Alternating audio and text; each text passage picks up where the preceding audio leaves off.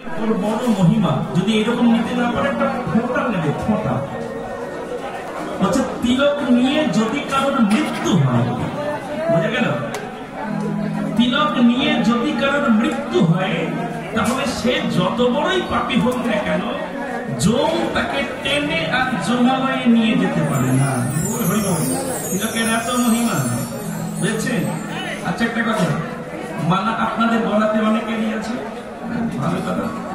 দীক্ষা নিয়েছে অনেকে, বলে দীক্ষা নিইনি তাহলে কি মালা পরা যাবে? দীক্ষা নেব তবে তো গুরুদেব মালা দেবেন, এইরকম নয়। আপনি দীক্ষা নেননি, মালা নেবেন।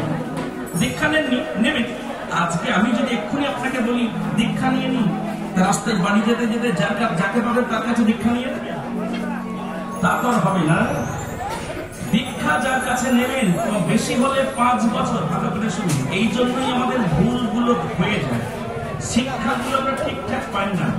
গুরু ঠিক যখন একবার দীক্ষা যদি নিয়ে ফেলেন তখন তো আপনি গুরু ত্যাগ করতে পারবেন না। অনেকে বলে আমাদেরকে বলে কি আর করবো দাদা, বলে কি হয়েছে?